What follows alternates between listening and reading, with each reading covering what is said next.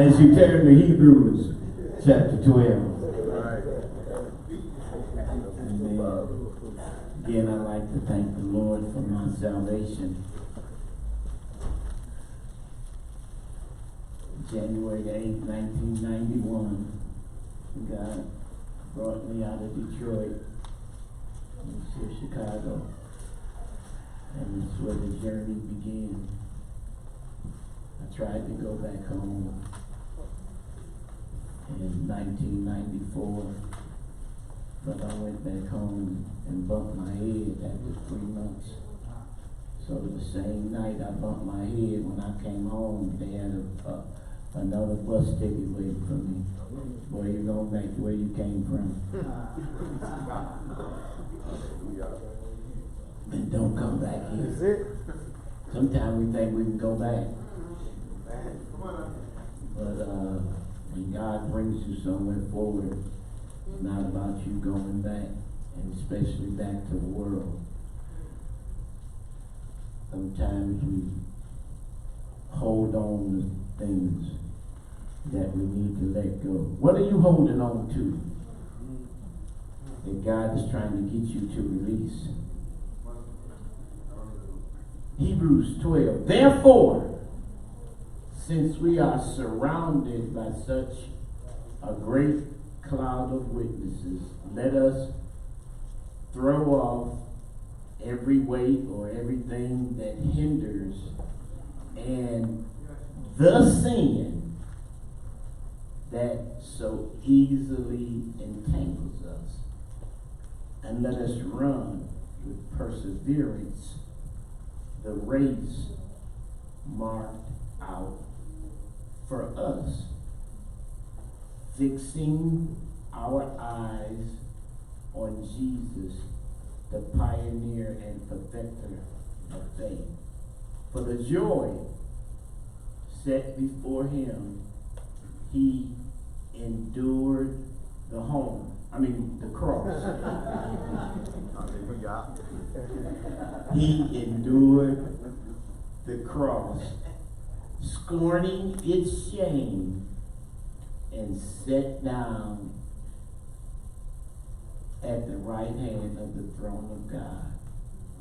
Consider him before you quit, who endured such opposition from sinners, so that you will not grow weary and lose heart. Father, just thank you for your mercy and grace. I pray, Lord, that you would strengthen us, that you would help us to unload some of the baggage we are carrying, the weight of struggle, sin, the things we get entangled. Help us by untangling us. Help us to unload this weight of worry, anticipation, and anxiety. Help us to see you through the witnesses that you have surrounded us with. And we'll be careful to give you all the glory, all the honor, and all the praise. In Jesus' name. Amen.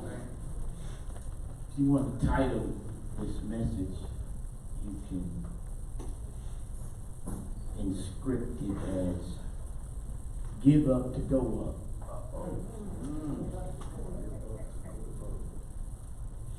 Give up to go up.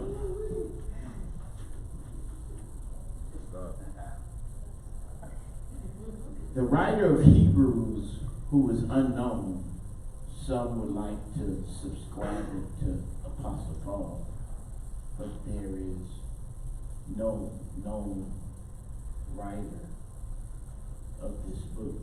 But he was writing it to the Hebrews, the people of God, reminding them of their past history, of the cloud of witnesses, their heritage, David and Samson.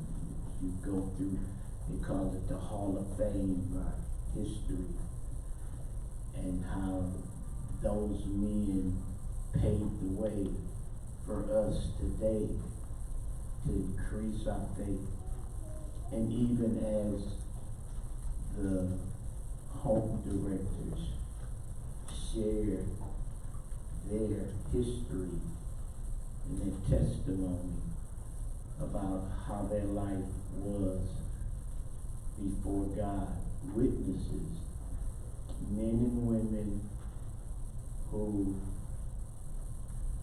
have traveled similar paths and lived lives similar to us, telling stories that we could relate to and put ourselves in, because we lived in such a way at times. So here is Sister Vera talk about her past. Went to school, college graduate, worked for Johns Hopkins University, was a leader amongst the people in her job and on her job, and sneaking in the bathroom, taking a hit because her nose was running.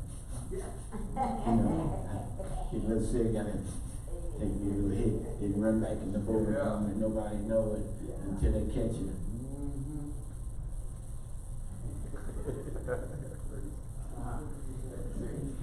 We can relate to some of those stories. Can I hear the church say? Going back over our lives and seeing how we have lived and listening to the stories. My brother been shot 7 times. That particular time that he was shot, they didn't shoot to kill him because they shot him in the kneecap. But they tied him up and left him in the basement. But came back to get him and took him to the hospital. To this day, he ain't never told me who it was. I was wondering, I wonder who it was. Because it had to be somebody we know.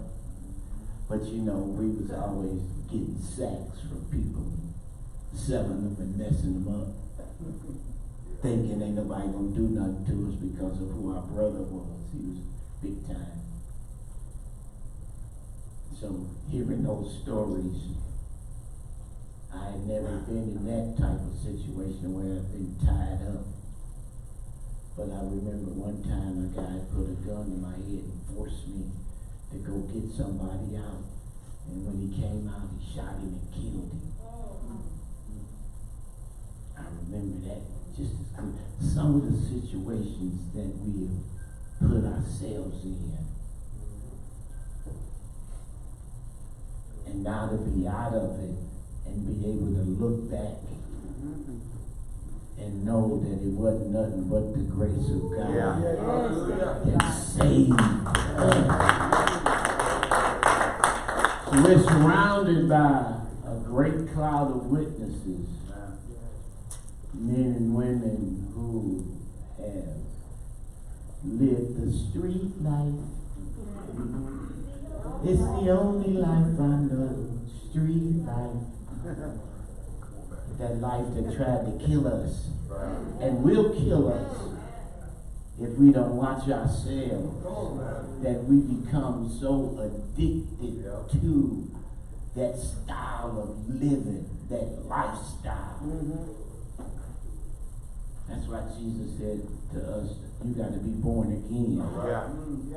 Unless a man be born again, take on a whole new lifestyle, a whole new way of living. Nicodemus say, how can I go back into my mother's womb when I'm old? Man, it's not physical, it's spiritual. Because you will never be young again. Look at that person next to you and say, you're getting old. You'll never be young again. Those things are gone. All the dreams and hopes that we had of what we would be or could be. And now we're at an age, Lord, what can I be? What's going to happen to me now when I'm at this age? What can I do? When my knees hurt, my back hurt, everything hurt. Wake up in the morning, boy, and don't want to get up and got to get up. Things that happened to me, sick, you know, liver and all that had hepatitis C and all of the diseases that we have had and have that have attacked our body, that limit us now, that hinder us from going forward and doing things that we thought we would be able to do as we grew up. All my hopes and dreams are forgotten now. All the apples in the barrel are rotten now. When you gonna come home and send it? All the dreams and hopes we had at 16 and 17 and 18 and 20, 25 and 30, they gone. They gone now. What am I going to do with my life? I'm 66. I'll be 67 at the end of the year. Ain't a whole lot I can do physically. You know, I get tired going up the steps. You know what I'm saying? For real. So I know I better stick to doing this because there ain't much else I can do. Can I hear the church say, I better stick close to God because I can't do nothing else. I realize that.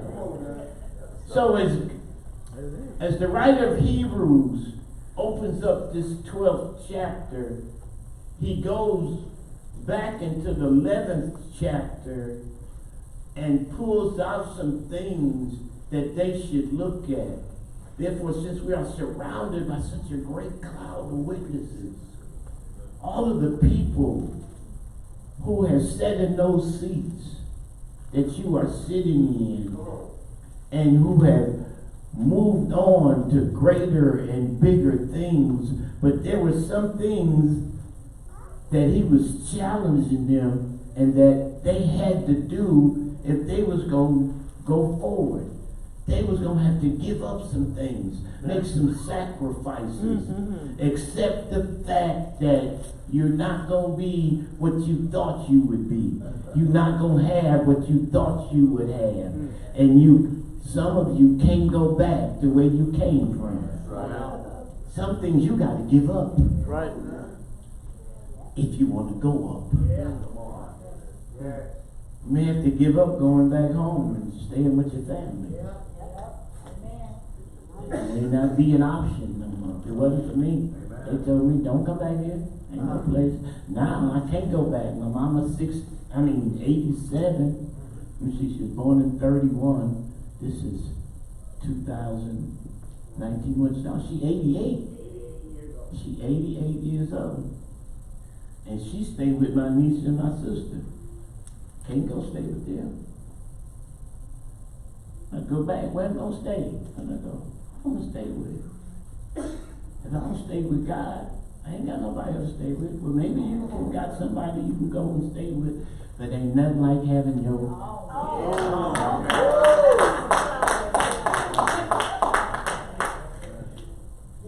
So we're surrounded by witnesses telling us stories about their lives and how they followed God. We have a history in Victory Outreach. That's why we bring in so many people. That's why next Friday we won't have church here. We're going to Chicago. Amen. So, Rob, get permission. Call Commander Cox so they can get an extension for Friday night and be out longer past curfew, because they're going to be out. We have men that God has called treasures out of darkness. He's cut through the bars of iron and given us the treasures out of darkness, but they also owe the state. Wow. So give to Caesar what belongs to Caesar, and give to God what belongs to God. So since they owe the state, they gotta check in at a certain time. So we need to get a release so they can get an extension in time and still go to Chicago. You don't want to miss this. I don't want you missing nothing that God has for you and wants you to see, to expand your vision about these witnesses that surround us. Nothing like going to another church and seeing seeing the people and getting to knowing the brothers and the sisters in the church and hearing their stories and what it brought them to Victory Outreach and connecting and seeing what has kept them as long as they have been kept. It's good to know. So he said, I'm surrounding you with witnesses. Going to Chicago next week, you're going to see men and women, much like yourself, guys from the home or from the church, but also we're missing Cleveland and Minnesota. You know, they'll be there too. Matter of fact, this weekend, I'll be in the Victory Outreach, Minnesota. I'm going up there and inspect their home and check them out, and so they can get in their home, get it up and going. So we're surrounded by such a great cloud of witnesses. Men and women who have sat in the seat that you're sitting in, but who have given their whole heart and lives to God and have made a way for themselves to live without the worldly lifestyle and getting caught up again in things of the world. Because it's still out there. Everything you left is still there. Yep. Matter of fact, it's trying to get you while you in the home. Yep. It's still after you. It's going Louis. But I was sowing seeds. Yeah. I showed There you go. I was sowing seeds. I was sowing seeds, all that I gave. So when he sent me out and I come up here, God could bring something that I had planted. And it was ahead of me, and I couldn't see it. You can't see what God got ahead of you. All we see is what we're going through now and the difficulties, but you don't see the seeds you planted and the interest that you're stacking up in heaven for God, so he can bless you when you're able to handle it. And I hear you say, amen. That's what it is. I want to bless you. You storing up blessings, but he can't give you $1,000 now. He can't give you $5,000 now. Or he give you $5,000 now. You know. Come on. Hold myself back. And hold back. As long as you holding on, you holding God back. What? God can't pour out the blessings of heaven because you got the blessings of you. You bless yourself. God said, I ain't need for me to bless you. You bless yourself. God said, you won't give to me what belongs to me, so I'm not going to give to you what I got for you. Wow. This is how it works. And I try to tell people, but you have to experience it for yourself. But unless you know the truth that will set you free, we'll keep living by the lie that keeps us in bondage. So the writer of Hebrews said, we're surrounded by such a great cloud of witnesses. So what's holding you back? He said there's a weight, and the Greek is onkos, O-G-K-O-S. It means a mass, as bending or bulging by its load, as in a burden or a hindrance. What's holding you back? What's hindering you?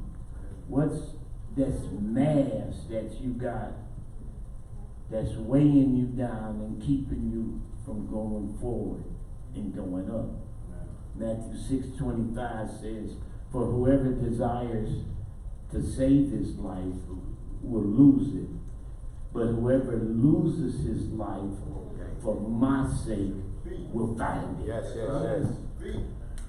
God said, if you want to hold on to your life, go ahead. Because you know what? It's your thing. Do what you want to do. I can't tell you who to sock it to. It's your thing. It's your life. Can't nobody make you do nothing. I understand that so perfectly. So I try with God's words to encourage you to do what's right. What the Bible said is right, and not just because I say it's right, but also try to model what's right, to be an example for people who have lived the life. I lived the life. I was drug and shot heroin for 22 years. I went to the VA last month. I take a shot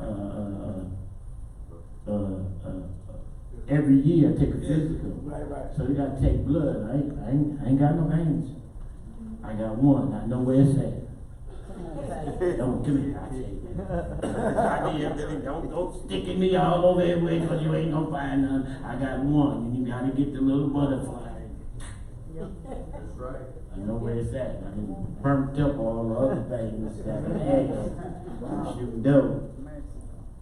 So I know. I've been there, done that, know the effects of drugs on my body and the consequences of it now.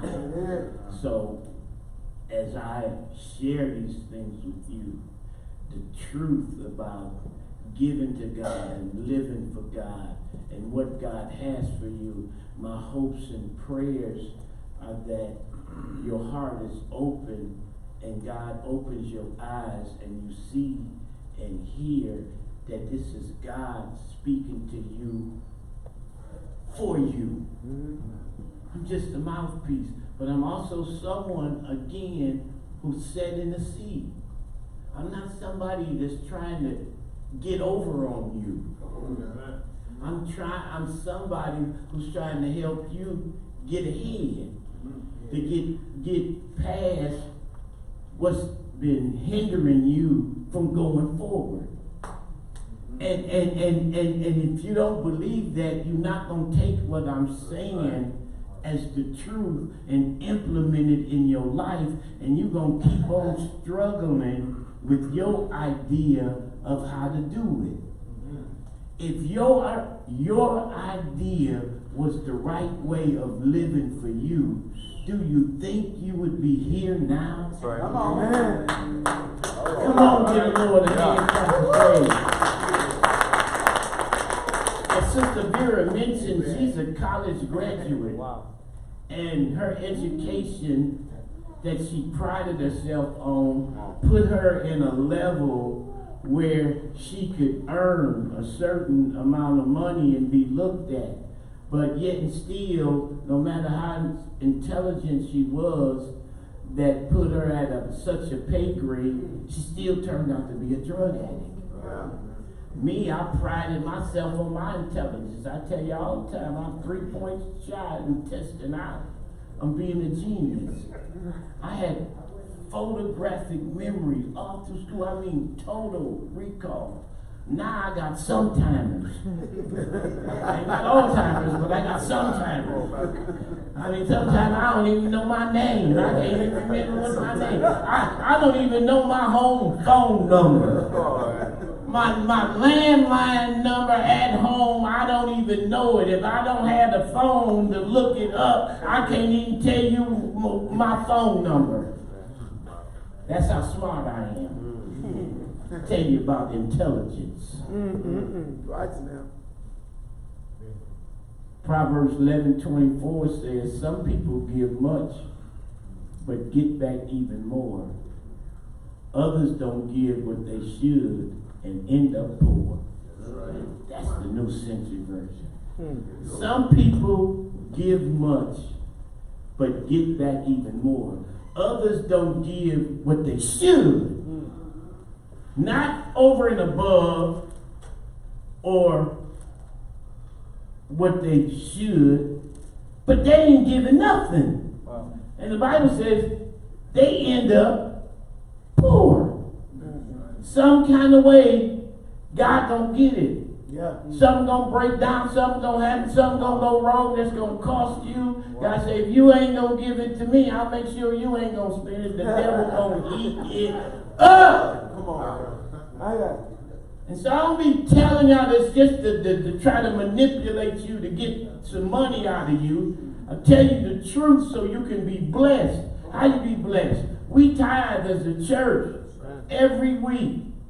$325. What is it? $350. Yeah, $350 every week. But they take it out at the end of the month. Today, matter of fact, it did. Was it 29? No, it did the other day. $1,875 came out the bank account automatically. That's tithes for a month, which is I think it's $325. That's $100 a month for having a home. United We Can.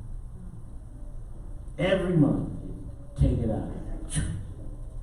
Automatic withdrawal. Plus, and I just got a text from Pastor Nick. Let me tell you.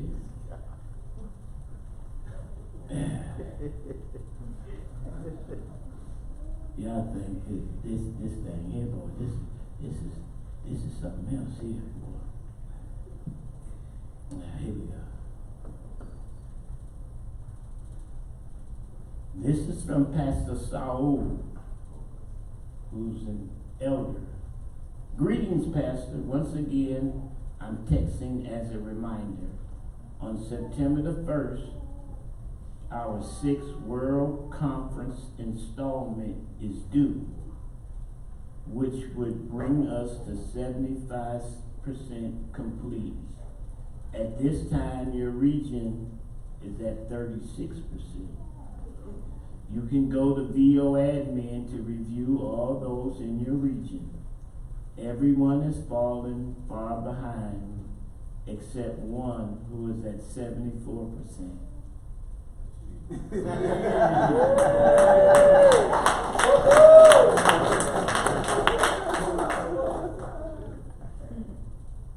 Make September the month your region will improve their percentage. Thank you. Come on, guys. Get caught up ASAP. I do not like putting these emails. Put together a plan to be current in the next couple of months and send it to me so I could send it in. Thanks. Amen. That came for our regional. I got an automatic withdrawal every month that I'm supposed to pay to stay current. They take it out. Pay my bills. Be responsible. What's asked of me, I try to do with all my heart. And as I give, God makes a way. We got $10,000 pledge for Run for Hope. Where the money come from? As we look around and see the church, most of the church is made up of home. Not many of our churches are over 200, 250, 300 tops. So the home, thank God for you guys. Amen. The work that y'all do. Amen. It's greatly appreciated. The giving that y'all give to church. But it costs us a whole lot. I know I got a couple guys working on the houses, but I'm spending money. Yes, Lord. I'm constantly spending money, thousands. Yes, Lord. That's why I got credit cards. You see where it's all going to. I don't give you no money when I get here. Home Depot, Lowe's, okay, that one filled up. Okay, here, take this one. Amen. Do this one. Amen. It costs. Yes. And sometimes we don't see that and we hold back what God has given us to give. That we should be giving, doing our part to help out. What you getting in return and what you gonna get. The life God can give you, how much would you pay to never use again?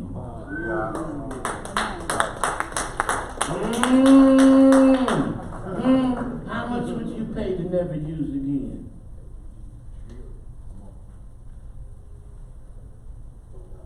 To never drink again. To never have to go into another program again. How much would you pay?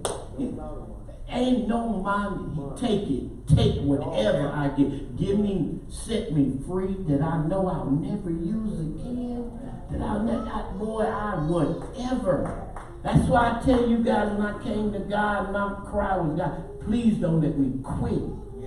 Whatever I have to go through, please let me go through it. Let me give up my rights to my life and do whatever you ask me to do, the way you ask me to do it.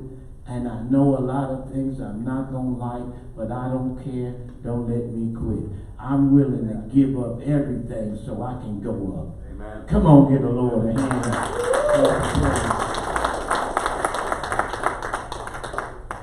Three things. How many want to go up? I'm tired of being where they at, and tired of, you know what I'm saying, going around in circles. Amen. Three things. Giving up to go up in an example that has been left for us to follow. Therefore, since we are surrounded by such a great cloud of witnesses, God has surrounded us with people who share their lives, their testimonies, who we can look at and hear and see what they have been through and how by following God they have gotten to where they are. And so God has to have some visible entity that he can use to show us, because men are visual. God looks at your heart. Men looks at the outward. They look at what you do, what you wear, how you act, how you talk. That's what they see. So that's why we try to be, as leaders, witnesses, men and women who live for God, talk for God, and have shown you guys the blessings of finishing the home, getting through, and seeing what God can do for you. We have many, and we show them off so you can see and know that your labor is not in vain. What you're doing is worth it. So God leads people. The Bible says in the beginning was the Word, and the Word was God, and the Word was with God. And it says in John, let me find this, 1:12. Here we go. So, amen.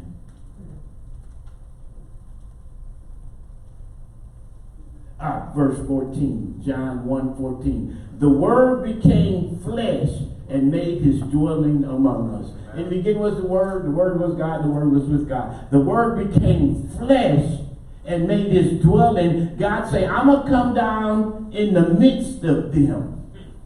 And I'm going to put on flesh and walk around and show them just what God looks like.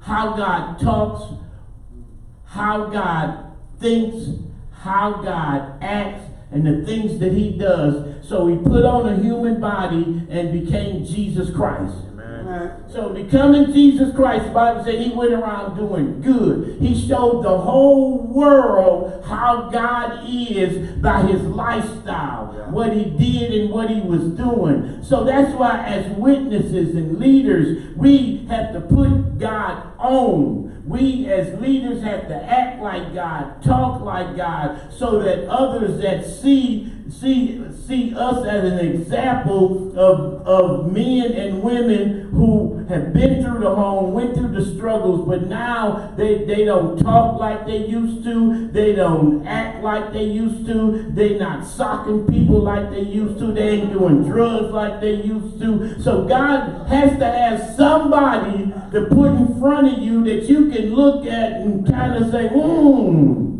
that might be kind of true. A witness. So God has many of them around you, because can't too many people tell us stuff. Can I hear you say it? Amen. You ain't gonna listen to just anybody. Anybody can tell you nothing. It takes a special person to be able to speak to you and tell you something that you can look at and see, well, maybe it's some truth in it, because you don't believe it. And can I hear you say it? Amen. That's the truth. So God got to have somebody that shows him off, but came from where you came from. So he leaves witnesses. Philippians 3:7-8 says, but what things were gained to me, these I have counted loss for Christ. Yet indeed I also count all things lost for the excellence of the knowledge of Christ Jesus my Lord, for whom I have suffered the loss of all things, and count them as rubbish, that I may gain Christ. Yes. Philippians 3:17 in the New Century Version says, brothers and sisters, all of you should try to follow my example and to copy those who live the way we showed you. See, Paul said, follow my example. And the way folks who have followed him live. It's folks in the church who are example. Philippians is an example of a man of God. He ain't even go through the home.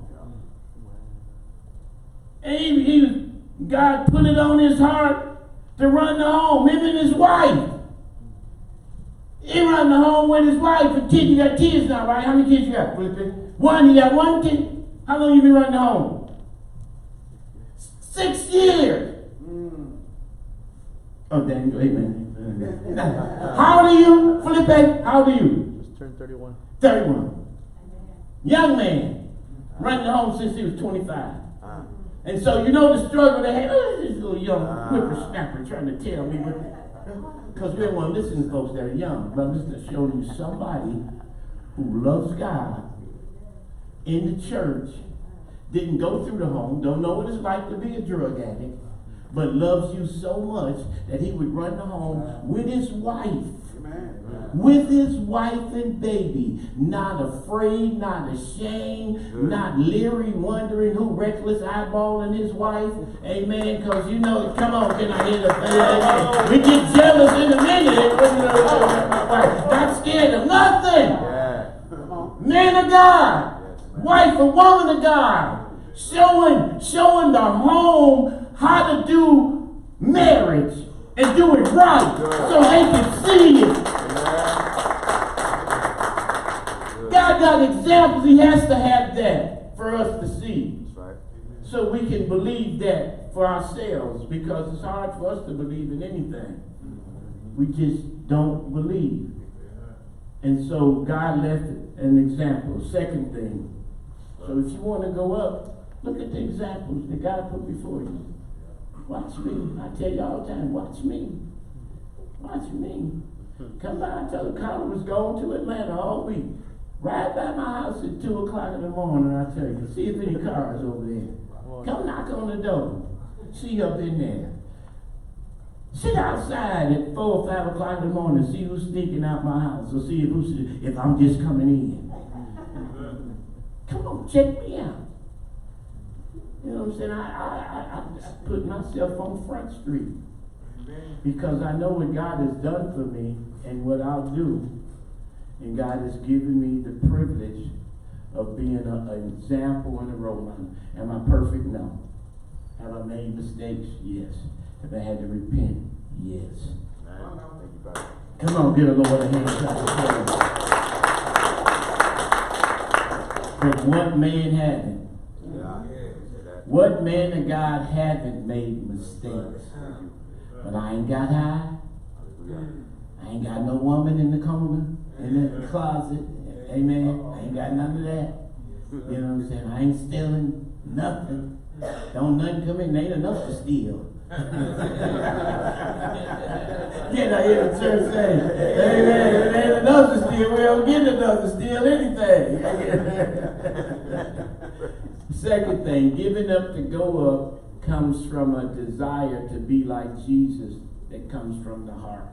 He tells us the only way you're going to be able to do this has got to come from your heart.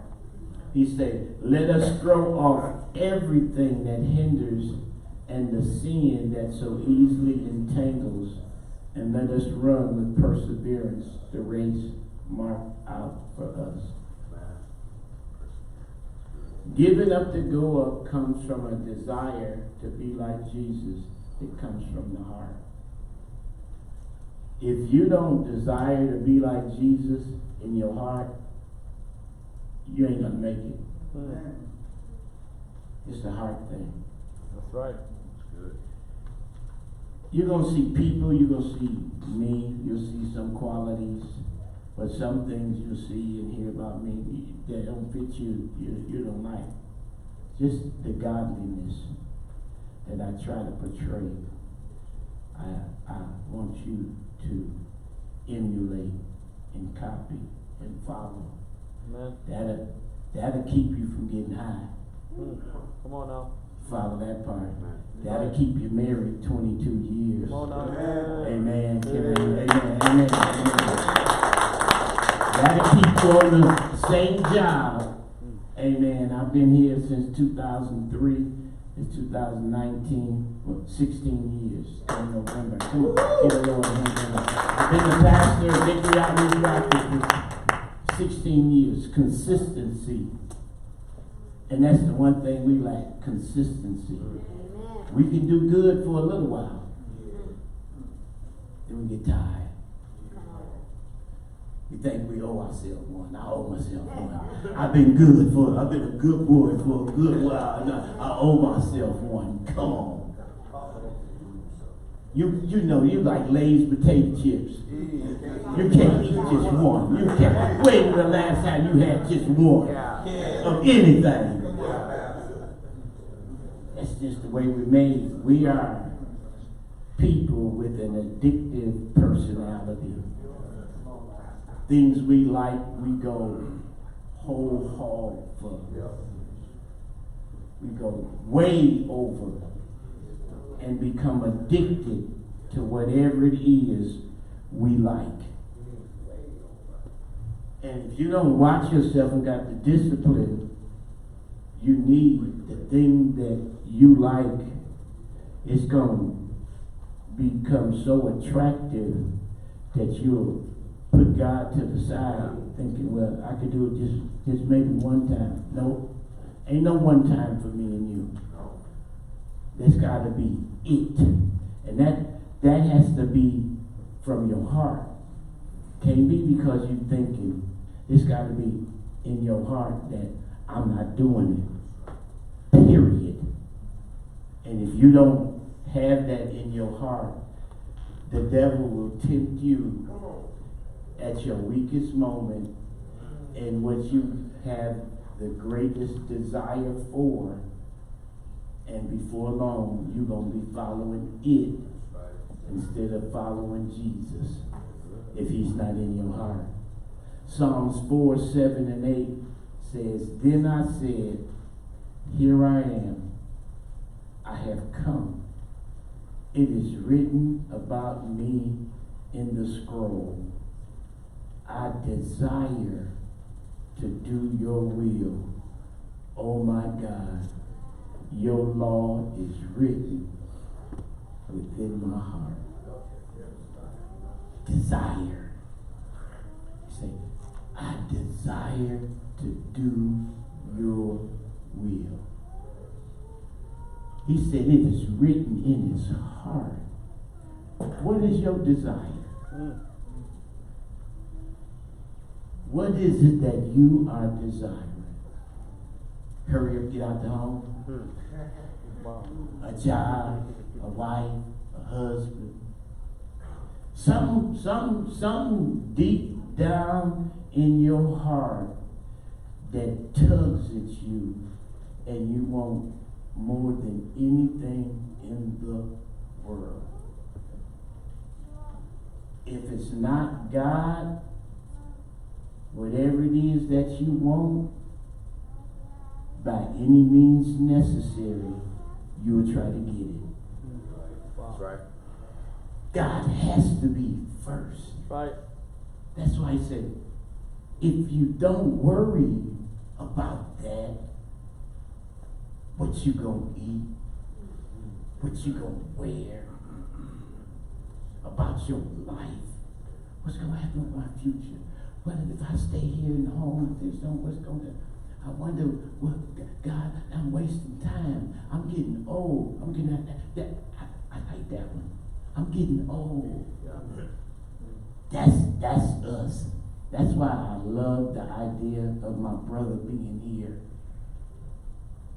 and coming here at 66 and being here for 4 years under his younger brother and running the home, and how God connected him with a young lady that he'd been knowing for 20 years. They had a relationship off and on, and God put them together and brought her here, and they got married and got a house at 70.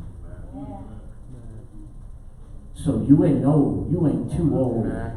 Can I hear the church say, come on, give the Lord a hand. We in such a hurry and to try to manipulate God, like my life, God, if you don't do it now, I'm going to die. That's what happened to with Jacob's brother Esau, and he sold his birthright. Oh, I'm so famished, Lord, I'm going to die. You got to give me, if you don't give me this right now. And the devil tricked him and say, well, give me your birthright. Give me Jesus. And you can have it. I'll give you all that. All you got to do is just give me the Lord. Let me be first in your life, and I'll let you have it. And we go for the fried ice cream. We go for the red car. We go for that every time, thinking that that's going to fulfill the desires of our heart, when all it's going to do is cause you more chaos. But we don't see that. It's amazing how when we look back over our lives, we don't see the misery. When we look back over our lives, all we remember is the good times we had. My life wasn't good at all. As I look back over my life, I don't want no part of my life the way it was. I don't want to go back for nothing. Come on, get up. I don't want no part of none of it. But none of my life before Jesus good. And the last stages of it, it was so bad that I'm living in the basement of the dope house, answering the door. I was the dope boy. Get the dope boy. And you think I want to go back to that? But many of us, we don't think, I know I've changed. You ain't changed yet. Wow. You in the process of changing. Amen. But you haven't changed yet. And this is what we don't understand. We think we've changed enough to be able to go out there and deal with life like we, strong. But you're not. You're only strong in God. The strength comes from God. You don't have enough strength of your own to say no to the things that you are attracted to and desire, but trying to stay away from. So as the writer of Hebrews said, look, I surrounded you with witnesses. Some things you gotta take off. And the desire that you have, if it's not me and you haven't put me first, they gonna eat you up. Just gotta come from your heart. Psalms 34, 12 through 14 in the NIV says, whoever of you loves life and desires to see many good days, keep your tongue from evil and your lips from speaking lies. Turn from evil and do good. Seek peace and pursue it. Whoever of you loves life and desire to see many good days. How many got a desire in their heart to see good days? Hope they like to be better. God said, this is what you got to do. You got to watch your mouth. Look at that person next to you and say, watch your mouth. See, that's the first thing. We start talking it. Start talking it and talking and talking and talking and talking. Before long, we start acting on it. He said, turn from evil and do good. Third and final thing. When we give up to go up, we need to keep our eyes on Jesus. Amen. Come on, get a Lord a hand clap of praise. Fixing our eyes on Jesus, the pioneer and perfecter of faith. For the joy set before him, he endured the home, scorning its shame, and sat down at the right hand of the throne of God. Amen. He said, I saw past the home. I saw my life past me finishing the home, and that caused me joy. And as I saw my life past the home, I saw me and God, me and Jesus connected, him with me, him never leaving me or forsaking me. And I know the shame, man, I done messed up. I got to go through the home. I'm going to say, that ain't nothing compared to what God got ahead of me. Amen. Come on, give the Lord a hand clap of praise. Some of us, we're ashamed I'm in the home. We're ashamed we're in the home or in the home again. You better thank God for the home. Amen. I thank God for the home. Thank God I had a place to come where I could actually change. I changed. And that's what I needed to do. I needed to change. I needed to change how I was thinking, how I looked at stuff, how I accepted stuff, how I talked. My mindset, my history, my culture, how I grew up, the way I grew up, what happened, all that kind of stuff. I had to get rid of all that, take on a brand new identity. Right. I'm in the witness protection plan. I'm in WITSEC. I'm in WITSEC. God protected me. Come on now. I had to give up some things. Now I'm up under the umbrella and the protection of God. Amen. Matthew 14:28 through 30 says, Lord, if it's you, Peter replied, tell me to come to you on the water. Come, he said. Then Peter got down out of the boat, walked on the water, and came towards Jesus. But when he saw the wind, he was afraid and began to sink and cried out, Lord, save me. He said, Jesus, if that's you, tell me, come. Only way you hear, God drew you. Tell you, come. But there are times we take our eyes off Jesus. Yeah. We get weary, we get frustrated, we begin to sink, tired. But as you sink, if you cry out to Jesus, he'll catch you. He will not let you fall if you really desire to follow him and be a disciple. He'll catch you every single time he's called you. I had to get that in my head. It wasn't my mom and daddy trying to get rid of me, even though they was. It was God's way of getting a hold of my heart. That's right. So he could do something in my life to make my life better. Amen. Again, as I get ready to close and the worship team makes its way up, I haven't always been a pastor. That's the good part. For years, I worked and just went to church.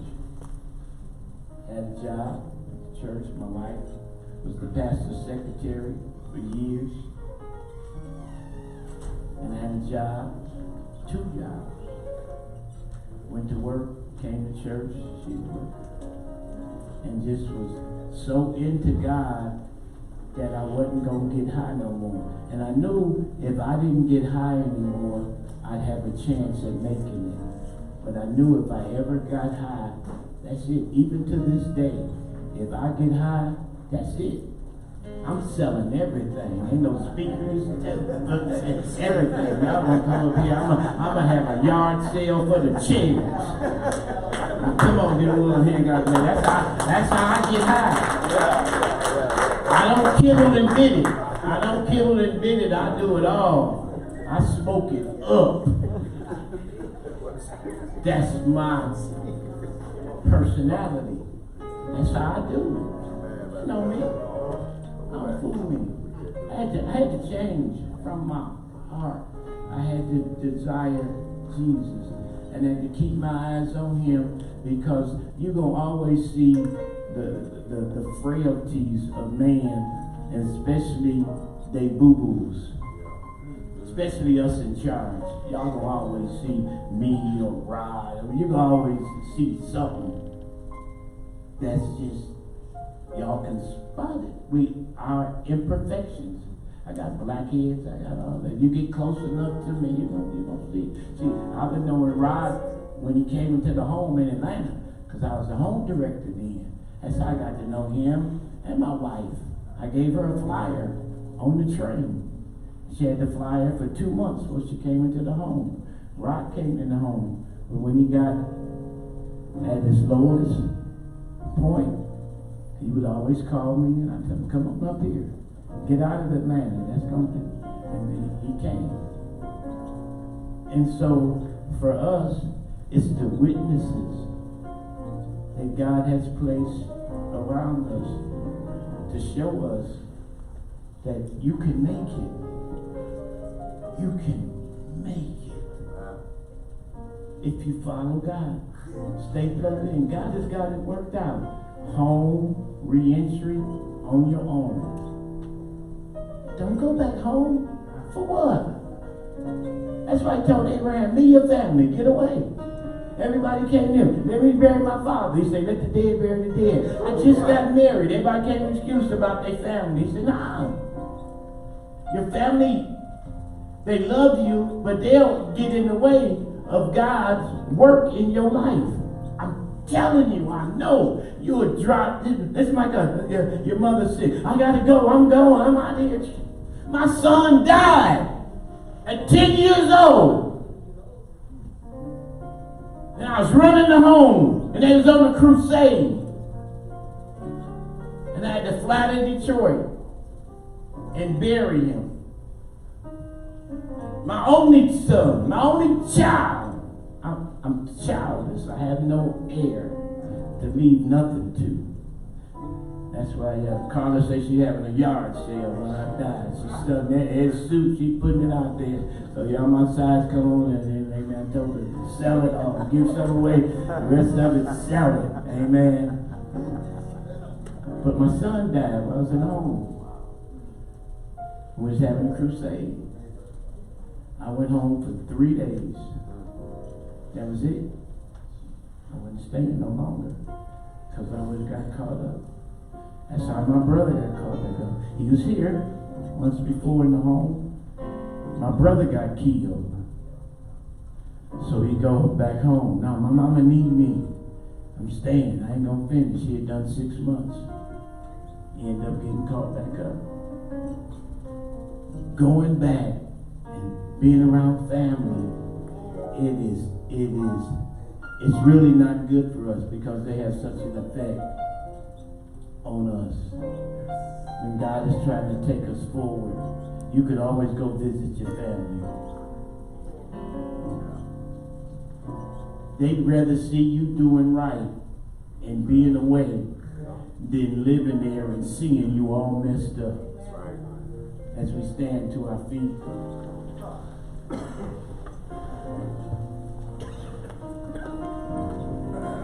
Maybe this morning God is pulling at your heart to give something up. Maybe you like